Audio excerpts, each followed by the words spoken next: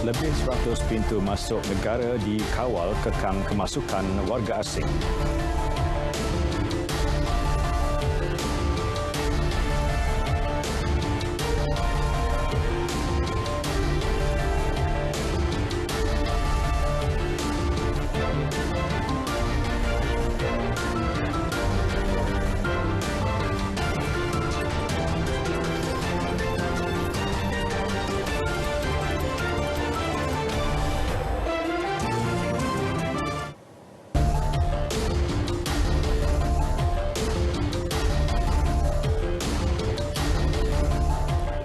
Assalamualaikum, salam sejahtera. Berita tengah malam bersama saya Muhammad Shah Musa. Dengan sokongan oleh beberapa guru dan juga rakan-rakan, ianya membantu pelajar berjaya mendapatkan keputusan cemerlang Peperiksaan Sijil Pelajar Malaysia SPM ketika musim pandemik COVID-19 ini.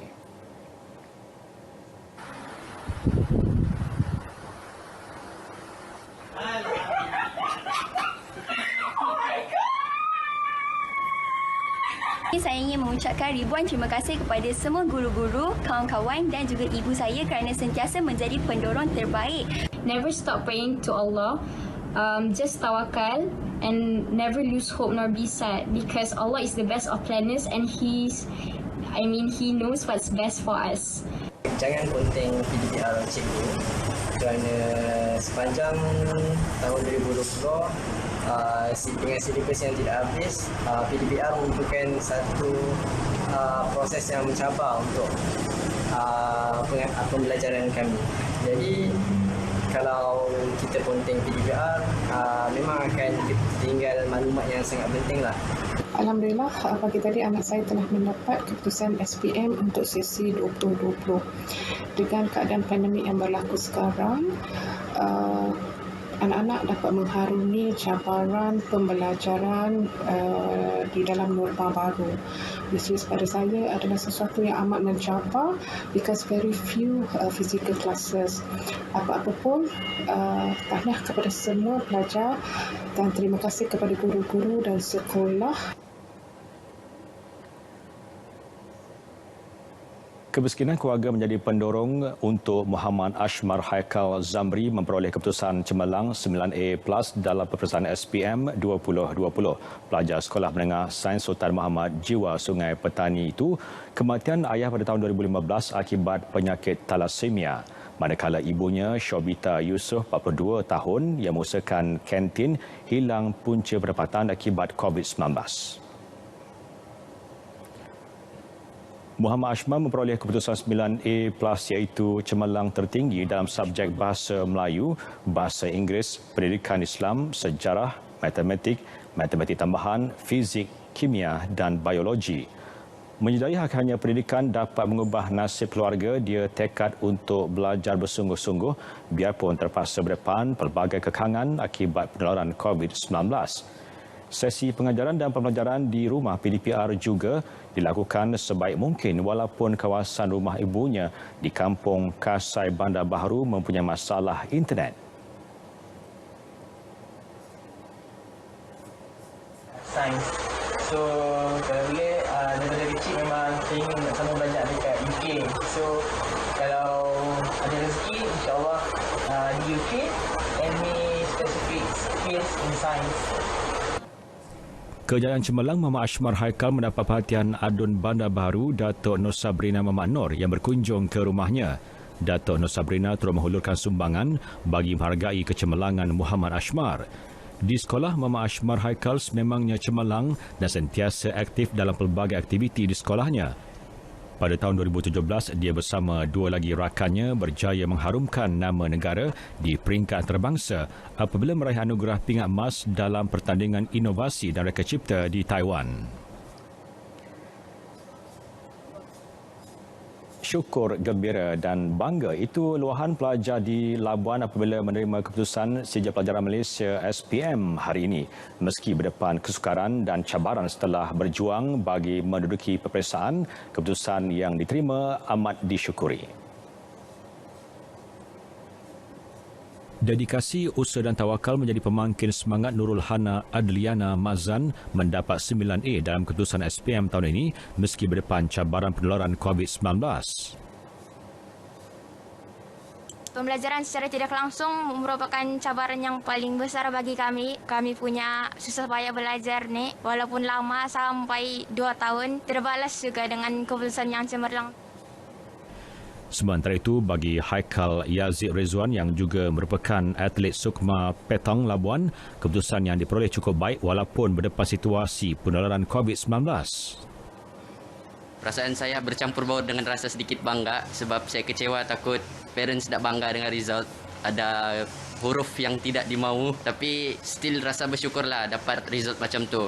Walaupun dengan keadaan PDPR yang menghalang kami untuk belajar secara fizikal dengan guru-guru. Dalam pada itu, ibu bapa yang melihat sendiri jerih perih anak mengharungi SPM tahun ini sudah pasti bangga dengan keputusan anak mereka.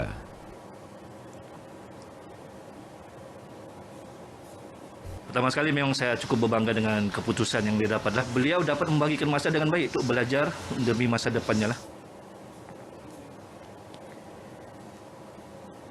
SPM 2020 mencatatkan rekod dan sejarah tersendiri apabila dilaksanakan dalam keadaan negara menghadapi penularan pandemik COVID-19 yang memaksa banyak pembaharuan dilaksanakan. Ternyata pelaksanaan pengajaran dan pembelajaran di rumah PDPR membuahkan hasil yang baik menerusi kerjasama semua pihak iaitu sekolah, guru dan ibu bapa. Bagi Presiden Majlis Permufakatan Ibu Bapa dan Guru Datuk Muhammad Ali Hassan, ibu bapa terutama golongan B40 wajar dipuji kerana telah berusaha sedaya upaya untuk menyediakan keperluan pembelajaran PDPR untuk anak mereka dan hasilnya calon peperiksaan SPM dapat belajar dengan baik dan seterusnya mencapai keputusan membanggakan.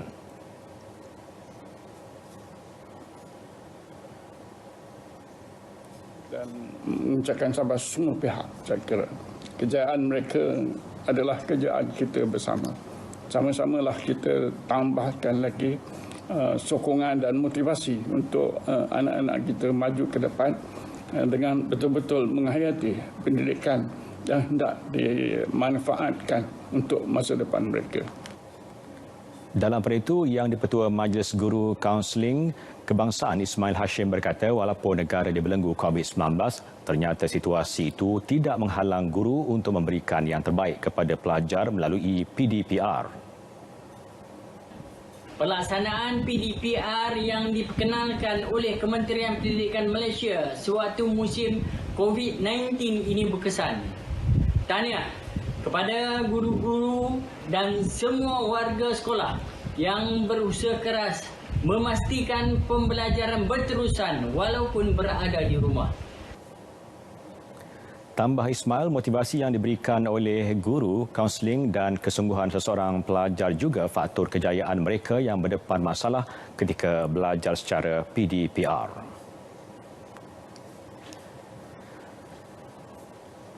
Perdana Menteri menyifatkan calon SPM 2020 yang menerima keputusan hari ini sebagai individu hebat yang menduduki peperiksaan dalam situasi negara dan dunia bergelut dengan pandemik COVID-19.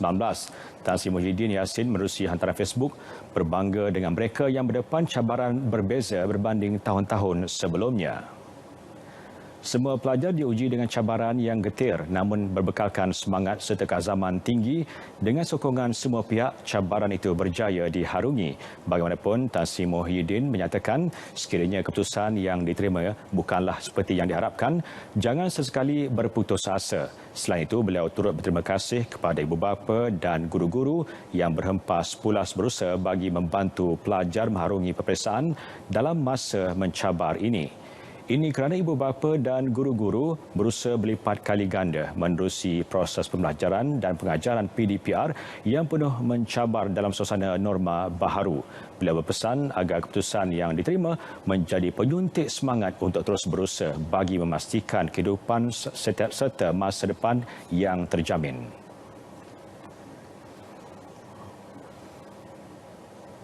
Beberapa pembaharuan diperkenal Kementerian Pendidikan Malaysia KPM buat julung kalinya bagi memastikan kelancaran urusan berkaitan SPM 2020 selain menyokong inisiatif digitalisasi. Menteri Kanan Pendidikan Datuk Dr. Razi Jidin berkata ia termasuk semakan keputusan dan muat turun slip peperiksaan SPM 2020 secara dalam talian. Bagi calon yang tidak mempunyai akses internet untuk mendapatkan keputusan, beliau berkata pihak sekolah telah berbincang dengan calon-calon berkenaan mengenai kaedah terbaik bagi mereka mendapatkan keputusan. Pada hari Isnin ini, pada 14 Jun 2021, sijil slip keputusan rasmi akan boleh dimuat turun dari myresults3.moi.gov.my.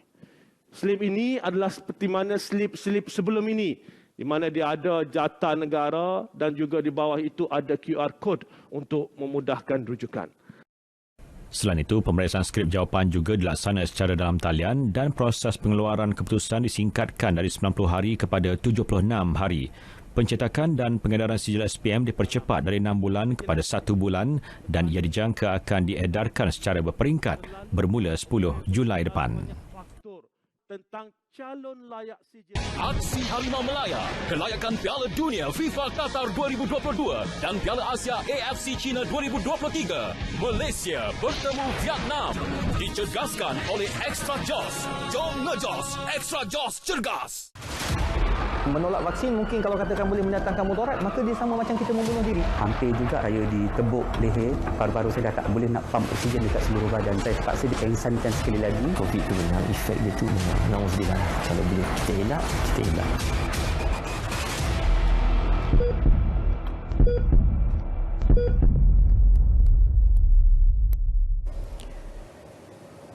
Bertemu kembali. Kementerian Dalam Negeri KDN bakal melaksana penambahbaikan sistem My Travel Pass serta mengawal pintu masuk pelancong yang tiba ke negara ini. Menterinya Datuk Seri Hamzah Zainuddin berkata langkah itu akan menyekat penularan COVID-19 dalam kalangan warga asing yang masuk ke negara ini. Dia on board. Masa dia on board, dia tunjuk dekat kaunter sana dia ada My Travel Pass. Ya, ada kelulusan. Bila sampai sini kita cek My Travel Pass itu tak seperti yang ditunjukkan di sana, kaunter di sana. Sini yang immigration tengok betul. Dia orang tu sebenarnya tak ada My Travel Pass. Jadi itu sudah menjadi satu penipuan. Satu. Jadi kelemahan macam itu kita nak fikir macam mana kita boleh sekat dia. So now kita nak pastikan guna QR code yang proper. All this juga pastikan di sebelum dia naik kapal terbang supaya tak sampai sini dan kita kena hantar dia balik. Datuk Seri Hamzah berkata lebih 201,076 permohonan diterima menerusi My Travel Pass sejak 7 Oktober sehingga semalam. Daripada angka itu, hanya 114,767 permohonan diluluskan. Sementara itu, kawalan keselamatan di 111 pintu masuk negara dipertingkatkan dalam usaha menyekat kemasukan pendatang asing tanpa izin parti di negara ini. Antaranya 54 pintu masuk jalan laut, 29 pintu masuk melalui udara dan 28 pintu masuk melalui darat. Beliau berkata kepada pemberita selepas membuat lawatan kerja ke lapangan terbang terbangsa Kuala Lumpur KLIA di Sepang, Selangor. Kerajaan Johor memperuntuk RM241 juta menerusi pakej rangsangan ekonomi Ihsan Johor 3.0. Ini bagi membantu rakyat negeri itu yang terkesan susulan pelaksanaan penutupan penuh sektor sosial dan ekonomi bermula 1 hingga 14 Jun. Menteri Besar Datuk Hasni Mohamad berkata ia melibatkan 33 inisiatif dengan 2 fokus utama iaitu pemerkasaan pengurusan pandemik dan pengukuhan bantuan keselamatan sosial. Menerusi pakej itu, RM75 juta dibelanjakan untuk pembelian 190,000 unit COVID test kit RTK antigen, manakala RM40 juta bagi diperuntukkan bagi pembelian vaksin. RM126.8 juta pula dibelanjakan untuk pelbagai bantuan kepada rakyat terkesan termasuk bantuan sekali beri sebanyak RM500. Turut menerima manfaat ialah 300,000 penerima keluarga B40 yang akan menerima baucar bernilai RM200. Menerusi inisiatif itu juga sebanyak RM239,000 daripada potongan gaji Menteri Besar dan Barisan Esko Negeri akan disalur kepada tabung bencana negeri Johor bermula Julai hingga September.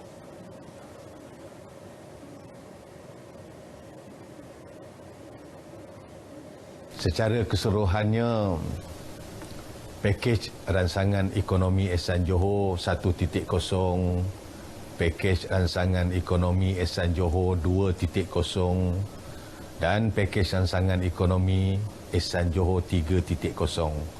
Kesemua pakej ini telah melibatkan perbelanjaan sebanyak RM550.95 juta. Ini bermakna lebih Beliau setengah berkata triliun demikian ringgit menerusi siaran langsung Facebook rasminya. Satu jawatan kuasa khas turut ditubuhkan bagi memantau dan melaporkan status bantuan menerusi mesyuarat 2 minggu sekali bagi mendapatkan perkembangan semasa pakej bantuan berkenaan.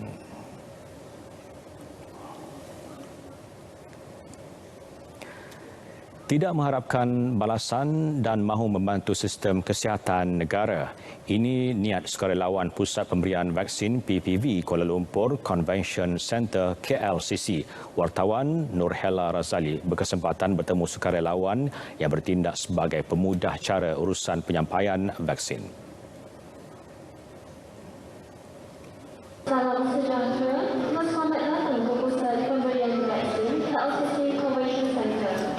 Anda akan diberikan 2 helaian borang persetujuan suntikan vaksin COVID-19 dan terdapat dalam 2 bahasa, iaitu bahasa Inggeris dan bahasa Malaysia. Ini antara pengumuman yang disampaikan pramugari Malaysia Airlines yang terlibat sebagai sukarelawan di PPV KLCC. Pramugari Mas Bahagian Catat Nur Hafizah Khairi biasanya melayan penumpang umrah dan haji. Tetapi sejak pandemik menular, tiada lagi penerbangan ke Tanah Suci. Kesempatan ini membuka peluang buatnya menjadi sukarelawan MyVac walaupun tahu mungkin berdepan pelbagai risiko. Sebenarnya takut juga kan sebab kita dengar macam-macam risiko kan, tapi kita nak membantu negara dalam keadaan sekarang ni kan. Kita tawakal je. Malaysia Airlines dia membuka kepada staf-staf kami program MH Rangers untuk volunteer untuk datang bekerja sebagai tolong-tolong di sinilah di Aziata dengan di KLCC. So kita volunteer lah. Sukarelawan membantu petugas barisan hadapan dalam urusan penyampaian vaksin kepada penerima. Saya merupakan pelajar universiti tahun akhir, baru saja habis latihan industri di Petronas. Sementara tunggu panggilan kerja, saya pun ambil inisiatiflah untuk volunteer dengan MyVac. Tanah Lecumi merupakan sukarelawan tertua di sini. Usia 59 tahun bukan penghalang untuknya membantu. Pengalaman bekerja di peringkat pengurusan sebuah kondominium di ibu negara secara tidak langsung membantunya berdepan kerenah orang ramai. Pasal tak fair kalau hanya Kementerian Kesihatan saja buat kerjakan. Kita pun perlu tolong. Menurut penyelaras sukarelawan MyVac, Muhammad Lal Kasman Muhammad Nur, terdapat juga sukarelawan daripada agensi lain seperti Penjawat Awam, Rela dan PDRM. Memang KLCC punya PPV ni adalah besar. Memang besar lah. Okey, dari segi sukarelawan untuk kita punya MyVac yang jaga sistem dan sebagainya memang mencukupi lah untuk setakat ni. Sebab kita dibantu oleh lain-lain badan ataupun sukarelawan. Bagi yang berminat menjadi sukarelawan, syaratnya mesti berusia 18 tahun ke atas serta mempunyai kesihatan tubuh badan yang baik. Okey, ini sambung. Alright, thank you. Okay.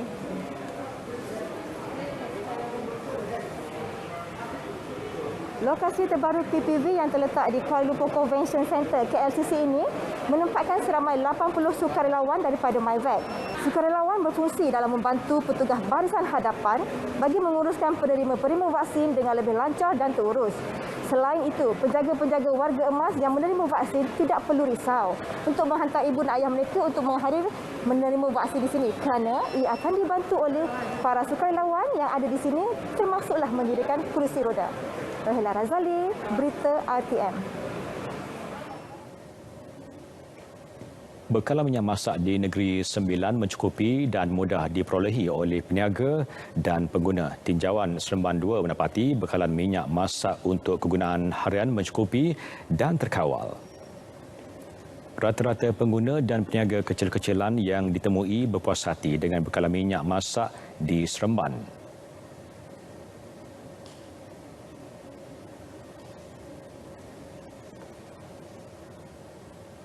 Setakat ni kalau dekat NSK okey lagi lah bekalan dia. Tapi kalau macam saya meniaga kan, sebab meniaga dia kan terhad untuk 3 paket je kan. Tak berbaloi lah. Susah kena tiap hari pergi sini beli macam tu lah. Tapi bekalan dia okey. Jadi sekarang ni tengok okey lah bekalan. Bekalan tak jadi masalah sangat lah. Tapi masalah tu harga lah sikit kan. Bagi pandangan saya, pihak kerajaan dan juga pihak-pihak industri pengeluaran perlu memikirkan berhubungan dengan kedudukan pendapatan orang yang rendah. Ya, di sini. Tambah-tambah orang yang besar dan juga yang keadaan sekarang ni dengan COVID dan sebagainya. Kami beli yang paket-paket ni sudahlah. Itu pun yang paket ni RM2.50 kali dengan 3 saja. Saya ni mega krepek kat sini nampak banyaklah. Setakat ini banyaklah. Bagaimanapun pembelian minyak masak paket 1 kilogram adalah terhad iaitu 3 paket bagi setiap pembeli.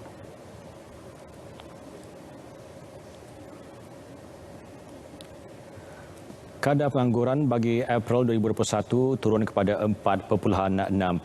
Ia merupakan kadar terendah sejak Oktober 2020, melibatkan bilangan penganggur seramai 742.7 ribu orang.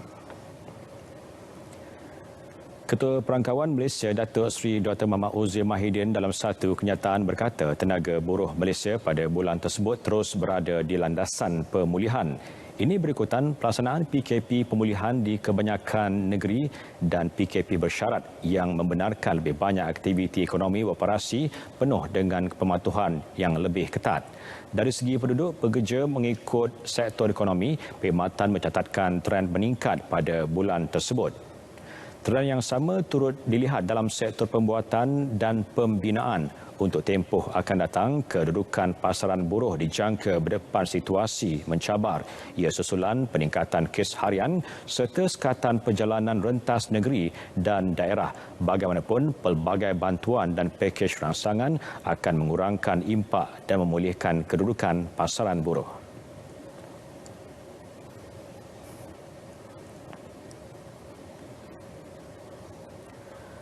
Nasib 6 beradik yatim piatu di Kampung Tangga Batu Melaka yang tidak dapat meneruskan persekolahan kerana tiada surat beranak dan masalah kewangan kini terbela.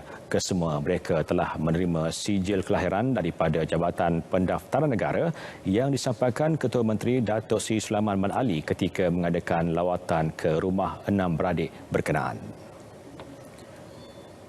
Nul Aziza Rosani 14 tahun, Ahmad Bahrum 13, Muhammad Tadrul 12, Khalid 11, Muhammad Said Maulidin 8 dan Siti Khadijah 6 tahun tinggal bersama ibu saudaranya Hajirah Harun yang juga merupakan orang kurang upaya selepas kedua ibu bapa mereka meninggal dunia. Nak sekolah pun tak lebih gembira lagi kalau diorang sekolah sudah. Pernah dia cakap nanti nak sekolah? Ni ya, pernah. Setiap kali diorang cakap dengan akak, "Aunty, kita nak sekolah." Akak rasa sedih tak diorang tak dapat pergi sekolah? Sedihlah. Sedihlah. Tak ada apa-apa lah nak sekolah pun diorang tahu juga itu, dengar juga itu perangsangan ini kan, dengar juga. Kalau ada surat-surat beranak diorang boleh sekolah sudah, diorang dengar juga ini. Sementara itu, Ketua Menteri Datuk Seri Sulaiman Man Ali berkata beliau mahu kesemua 6 beradik ini dapat memulakan persekolahan sebaik saja tamatnya PKP.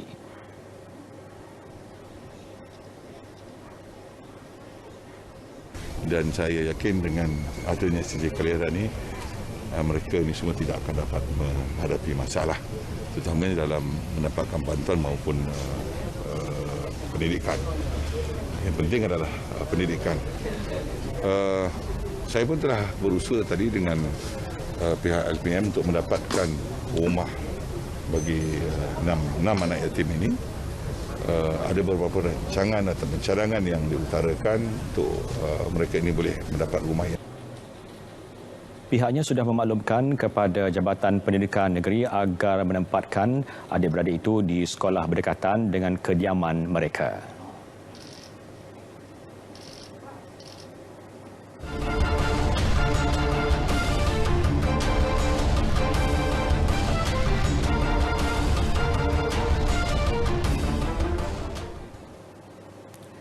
Perkembangan sukan. Jago sukan elektronik juga jago akademik.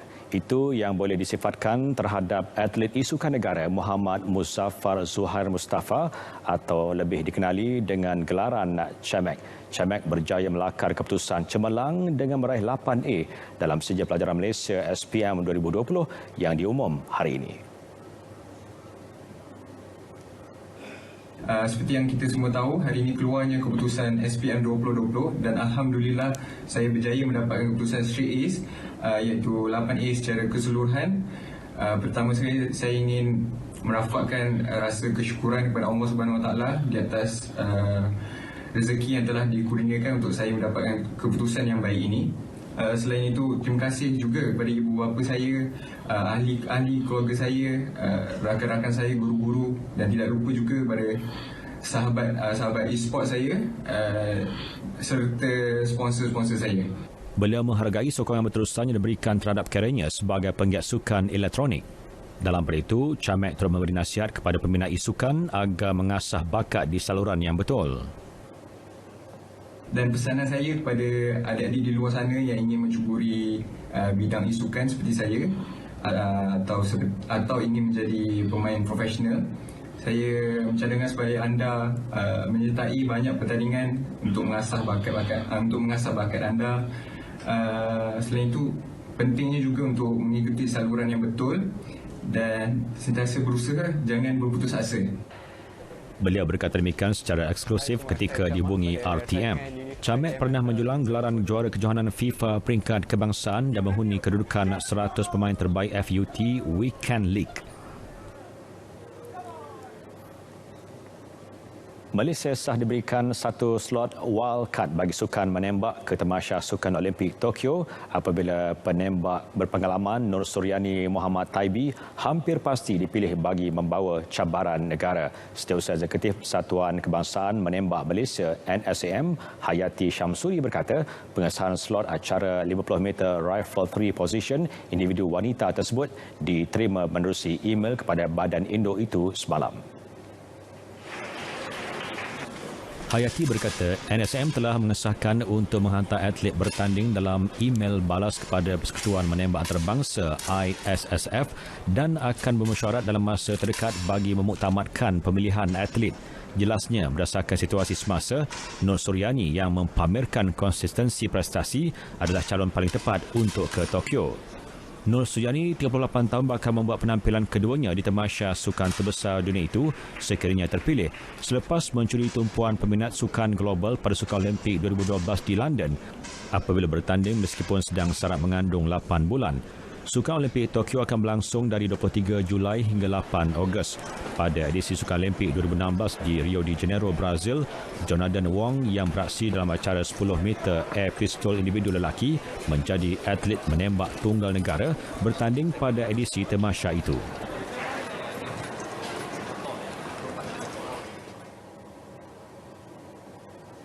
Berita tengah malam berakhir di sini. Jalankan tanggungjawab kita dengan kekal duduk di rumah. Bersama-sama kita putuskan rantaian jangkitan COVID-19. Saya Muhammad Syah Musa. Assalamualaikum dan selamat malam.